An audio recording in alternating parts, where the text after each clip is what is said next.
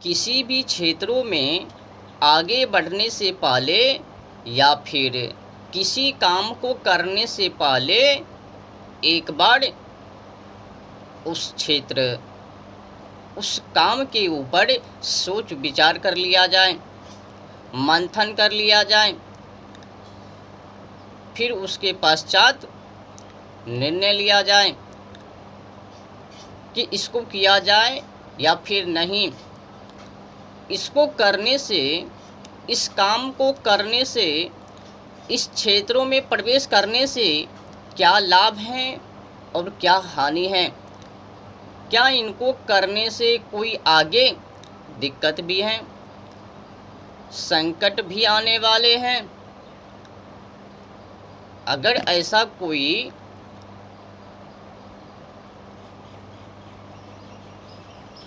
संकट आने की संभावना है तो फिर उस कामों में हाथ मत लगाया जाए, उस काम को नहीं करनी चाहिए,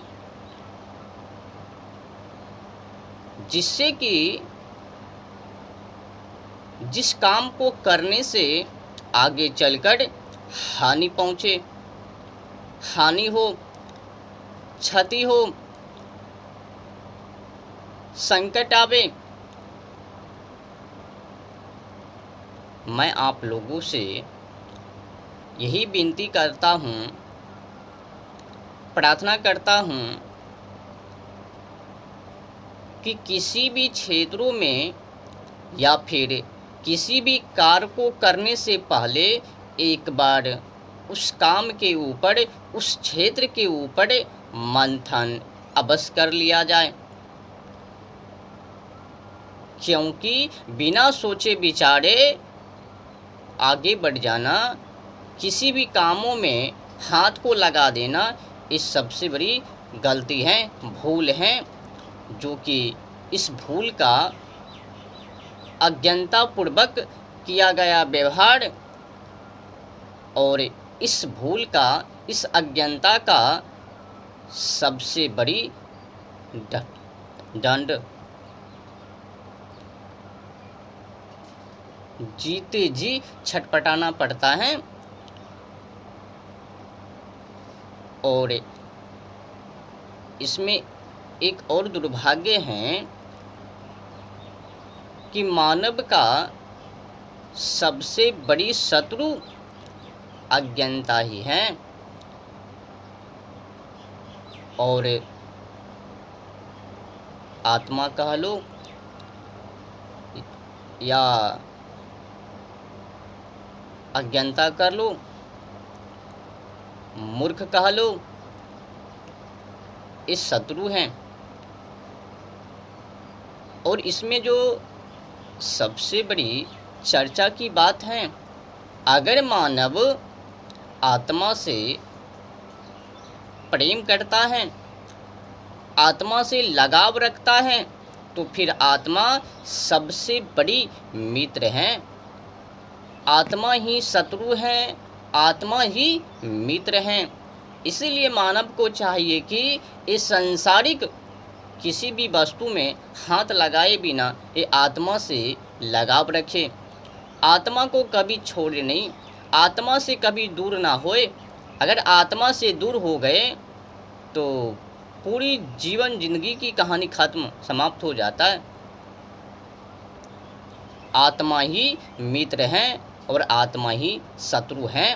अगर आत्मा से लगाव छोड़ दे तो फिर वो भाग जाएंगे, फिर वो भी सोचेंगे चलो इनको पटका देते हैं, किसी नाली मलमूत्र कीचड़ में डुबा देते हैं, व्यसन करते रहेंगे।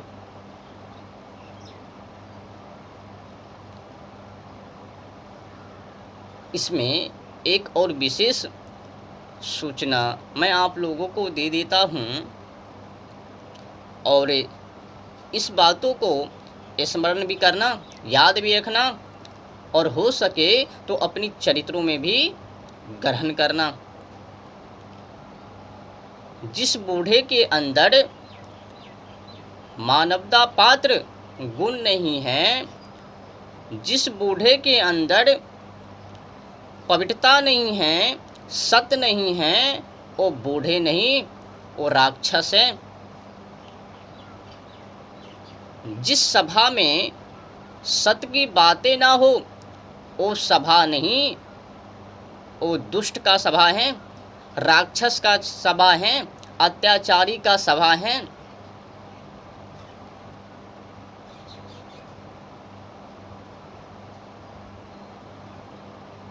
जिन मानवों के अंदर सत्य की बातों को सुनने की क्षमता नहीं, वो मानव नहीं, वो राक्षस हैं। जो मानव सत्य की बातों को दबाने की अथक प्रयास करता है वो मानव नहीं, वो जानवर है। जो मानव ऐसा कह देता है बड़ी आई सत्य की बातों को लेकर, फुटको यहाँ से, बाजार में मिल रहा है असत और तू कहने आ गया सत, तब तो मैं तुम्हारे खिलाफ आवाज़ उठाऊंगा। किसी वृंदावन का महान विद्वान संत ने रामलीला पठन पाठन के ऊपर, जो रामलीला का रोल लेते हैं, पाठ करते हैं, कोई कुंभकर्ण बनते हैं, कोई रावण बनते हैं, कोई सीता माँ बनती है, ऐसे कर करके रामलीला पाठ। तो उसमें अधिकतर गौर से समझना, इसमें पाठ करने वाले के ऊपर विशेष चर्चा है।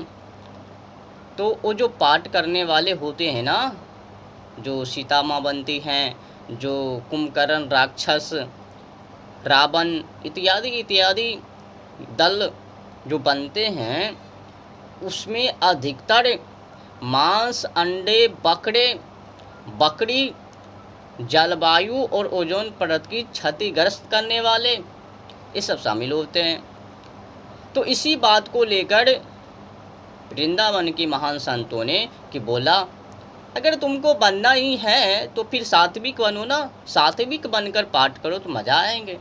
पर तुम पत्ता खेलते हो, मांस खाते हो, अंडे खाते हो, सिगरेट पीते हो, दारू पीते हो, तो इस अवस्था में तुम लायक नहीं हो रामलीला पाठ करने की।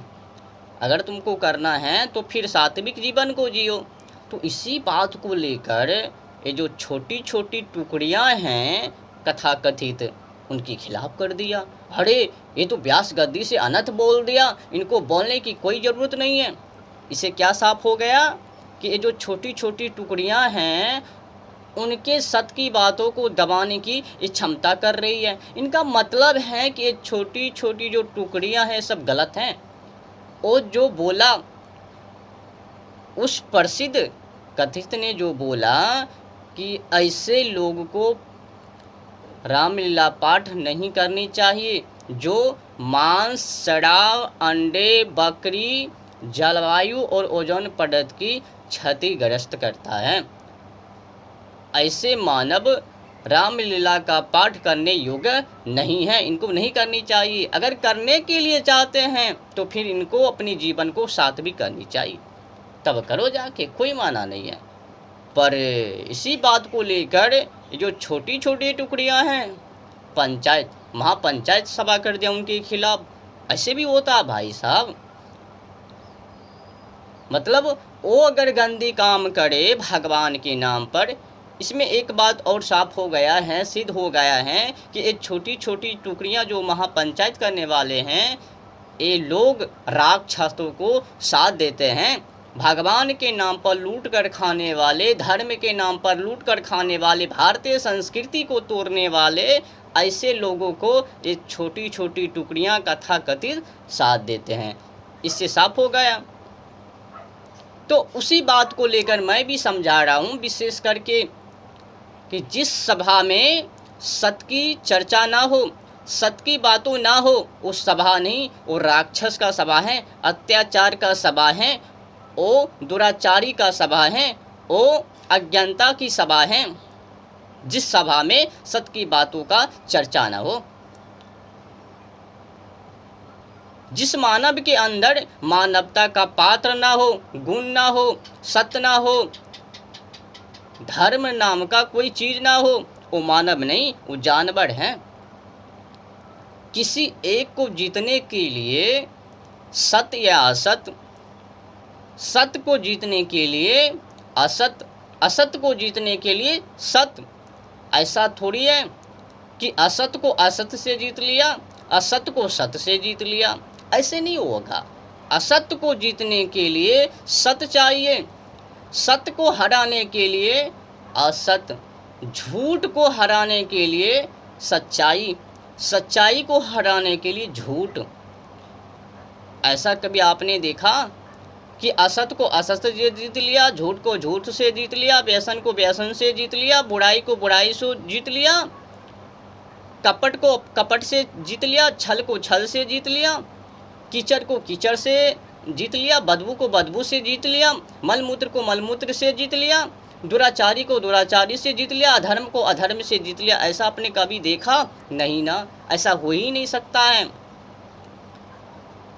धूम्रपान को धूम्रपान से नहीं जीता जा सकता है, उनको अच्छाई से।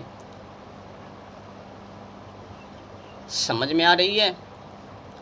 आज की समय में क्या हो रहा है?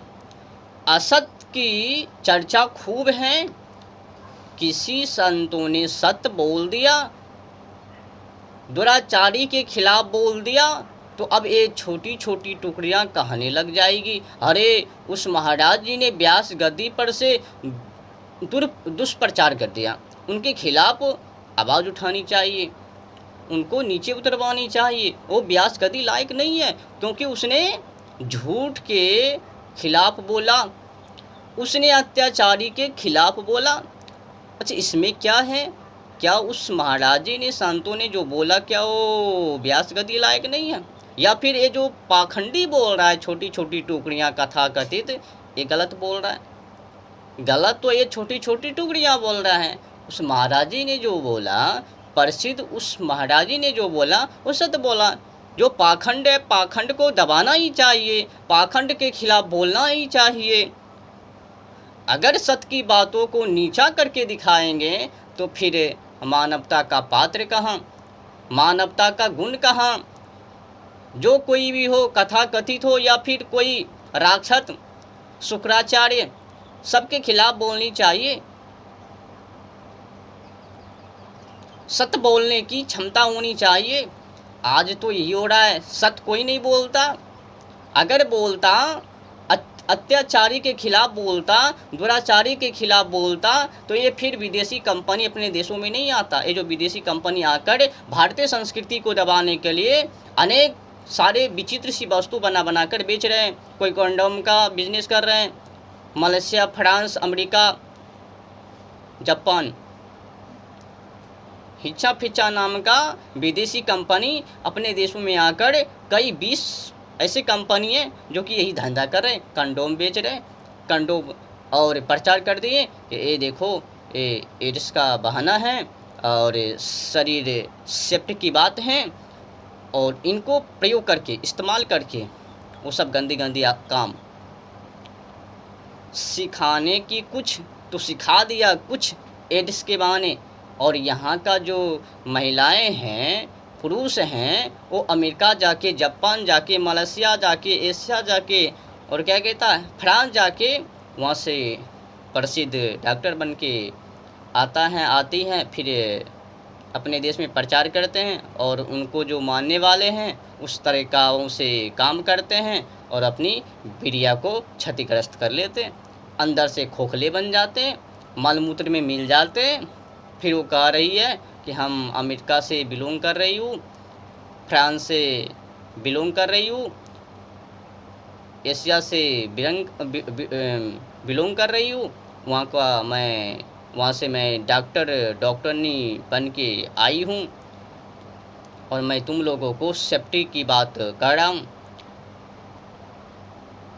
पति पत्नी में अगर कुछ भी करोगे तो इनका इस्तेमाल, या फिर किसी औरों के साथ वो सब करोगे तो इनका इस्तेमाल, कंडोम का, ये सब क्या प्रचार कर रहा है?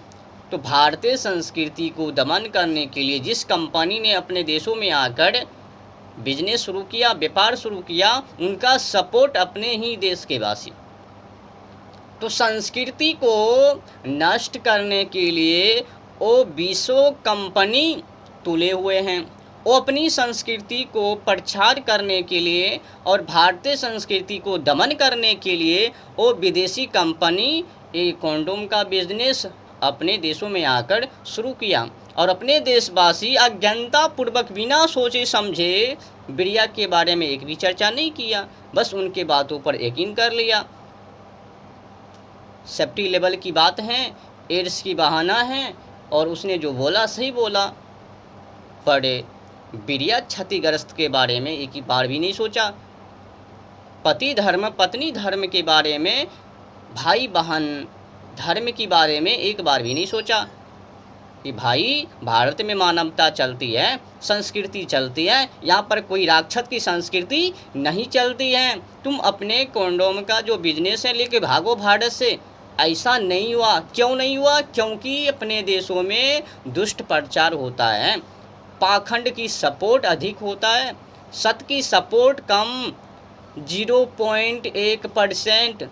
इन्हीं का परिणाम है कि विदेशी कंपनी, हजारों विदेशी कंपनी अपने देशों में आकर मल मूत्र चीज़ें वस्तु को बेचकर और भारतवासियों को मूर्ख बनाकर सलियाना अरबों खरबों ले जाते हैं।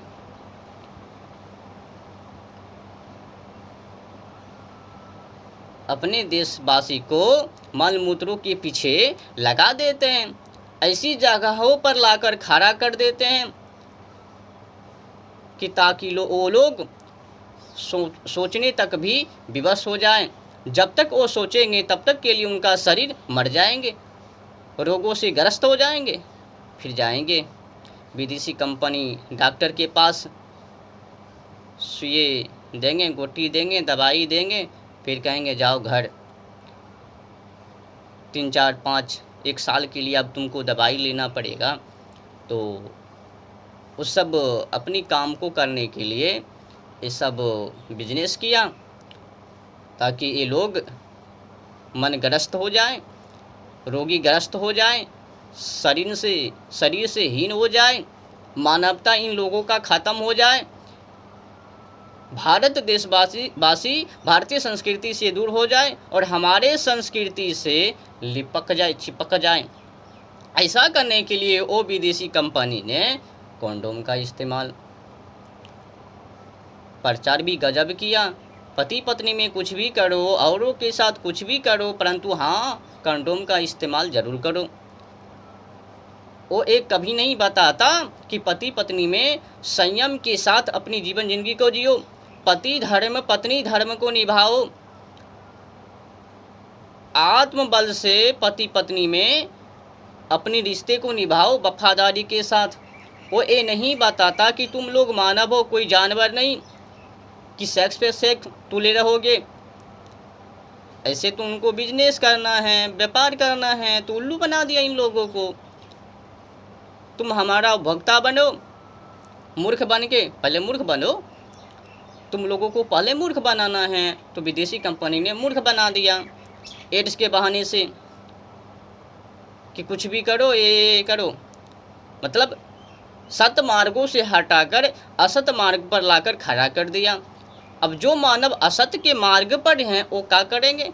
क्या उनके अंदर सत नाम की कोई गुण है, चीज़ें वस्तु हैं? नहीं है, क्योंकि वो तो मानव अब अंधकार में पड़ गए हैं। तो उस अंधकार में पड़कर, अंधकार में पड़े हुए मानव जानवर के समान हैं। अब वो जानवर क्या ये दोनों भाई बहन में रिश्ते को समझ सकते हैं?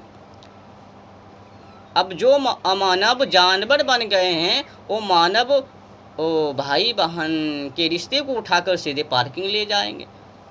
वो एक कभी नहीं सोचेंगे, समझेंगे ये तो हमारी बहन है, किसी का बहन हमारी बहन है, ये तो बहन है, तो फिर मैं इनके साथ गलत काम क्यों? तो विदेशी कंपनी ने वो भाई बहन का रिश्ते को तोड़कर एक गर्ल फ्रेंड बॉय फ्रेंड में जोड़ दिया, वो अपनी काम को बनाने के लिए। और ये लोग समझ लिया कि उसने हमारे के लिए बहुत अच्छी उपकरण को ढूंढा है, तो उनका उपभोक्ता बन गया, ग्राहक बन गया, और वो सालाना लाखों लाखों हजार लूट के जा रहे हैं। ये सब चल रहा है। ऐसा इसलिए अब अपने देशों में जो कथा कथित है ना, एक दूसरे के पीछे लगे हुए हैं। जो लोग सत्य बोलते हैं उनको दबा देते हैं, तू असत्य बोल, व्यास गद्दी पर से ऐसे बोलता है, तू दुराचारी के खिलाफ बोलता है, तू जो मांस अंडे बकरे को खाकर रामलीला पाठ करता उनके खिलाफ बोलता, उनके विरोध बोलता, तू उनको सपोर्ट कर। मछली खाने वाले हैं ना, भगवान के नाम पर काम करने वाले हैं, उनको सपोर्ट करो। इस प्रकार से दूर जबरदस्ती होता हुआ रहता है, परिणाम भारतीय संस्कृति तहस नहस। अब उनको तो पता नहीं है कि अपने देशों में कौन कौन कंपनी आया। फुर्सत हो तो ना, इन लोगों को आपस में लड़ाई से फुर्सत ही नहीं है, तो कहाँ विदेशी कंपनी को अपने भारत देश से भगाएंगे। वो जो अपने देश का सबसे बड़ा बुचड़खाना अल कबीर, यहाँ पर गाय बीफ का निर्यात होता है, तो कई हिंदू लोग, सनातनी हिंदू लोग कहता हैं हमारी गौ माता हैं, एक गौ माता के माध्यम से ही भगवान अवतार लेते हैं, तो उस अवतार को ख़त्म हो रहे हैं वो अल कबीर में। एशिया का सबसे बड़ा बुचर खाना, कसाई खाना मुंबई देवनार, वहाँ पर भी अवतार को ख़त्म किए जा रहे हैं, गौ माता की हत्या, और ये लोग डंके पीट रहे हैं, आपस में विवाद कर रहे हैं। जो लोग अत्याचार के खिलाफ बोलते हैं उनको दबाने की कोशिश पूरे जोर